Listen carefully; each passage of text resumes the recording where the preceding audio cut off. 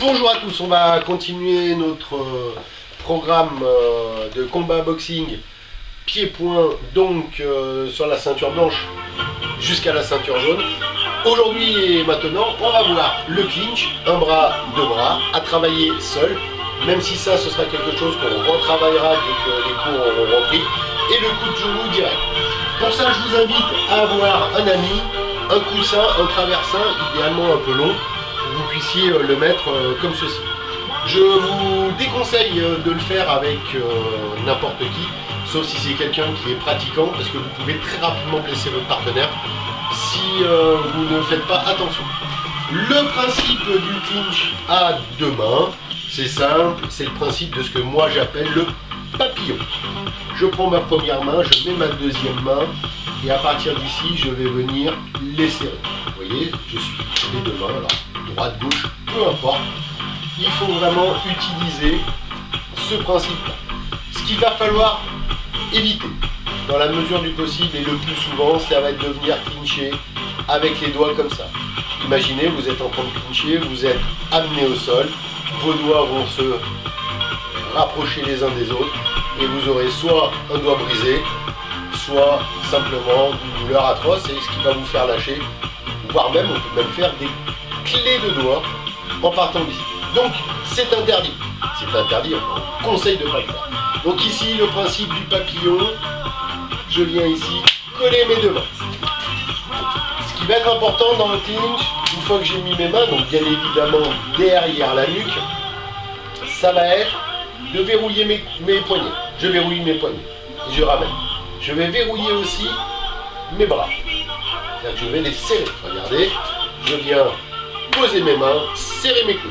À partir de là, je suis plus fort. Les doigts, vous pouvez idéalement les ramener ici, pareil, pour éviter en kimono de se faire prendre le doigt dans la veste, et donc de se faire blesser.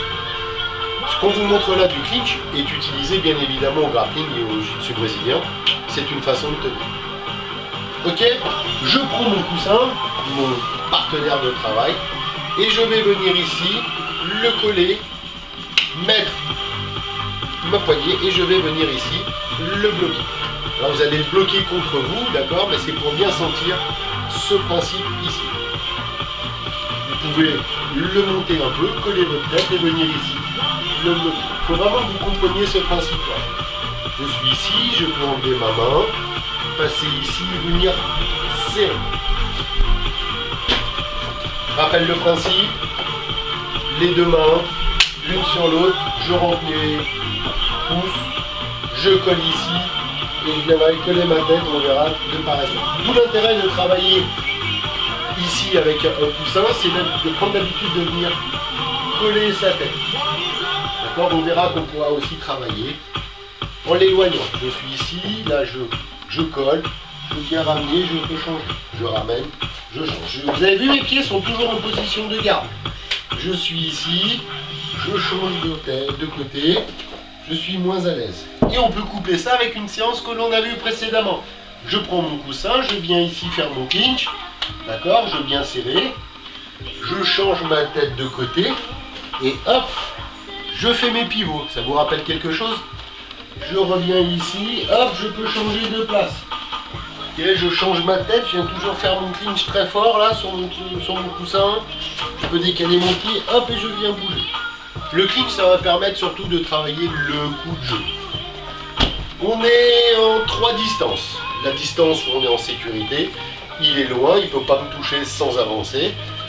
La technique, la distance de combat pied-point, c'est-à-dire je suis ici, je peux à peine me toucher, ou si ici, je gagne de la distance, et ensuite le corps à corps. Donc quand je suis dans cette distance de corps à corps, c'est là où je vais utiliser mes crochets et surtout mes coups de genou. Le premier coup de genou qu'on va voir, c'est le coup de genou direct. Le coup de genou direct se fait avec le clinch ou sans le clinch. Il va dépendre de la distance.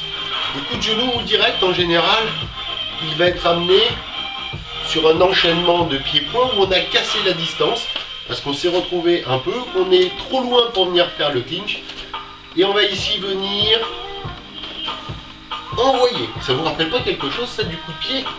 Et bien ça va être exactement la même chose. Je vais ici armer mon coup de genou et l'envoyer. Coup de genou direct, je suis ici, boum, je viens frapper. Je peux le faire de bas en haut. Je suis au clinch, je vais venir ici, sortir manche. Vous avez vu? Regardez, je fais pas ça, je fais ça. 1, quand il vient frapper, boum, je vais chercher le plus loin possible. Et pour être sûr que tout se passe bien, je vais clincher en même temps. Vous avez vu? Je vais clincher sur le côté. Boum, coup de genou direct. Pour la jambe arrière, c'est le même principe, je vais aller chercher loin. Donc soit je vais venir chercher loin, de bas en haut, soit en version plus directe. Je suis ici, au clinch, j'arme, boum, très utilisé par les boxeurs taille. Ils sont ici, boum, ils vont même jusqu'à aller le chercher derrière. Ils sont ici, ils viennent, là, vous savez, avec leur garde de boxe taille, ils clinchent et ici, pan, ils viennent frapper direct. Donc soit en sortant ma hanche, je suis ici sur le côté, je vais sortir ma hanche, d'accord? C'est pas ça, sinon bah, j'ai plus la distance. Pan, je vais chercher loin, soit je vais chercher ici, fort avec mon genou. On verra plus tard dans le programme, il y aura des coups de pied, des coups de genoux circulaires. Donc ça, entraînez-vous le clinch. Clinch à une main, ce sera exactement la même chose, mais on essaiera de vous le montrer avec un partenaire. D'accord? Allez, à bientôt pour la suite, je regarde. La prochaine, ce sera les blocages. À plus!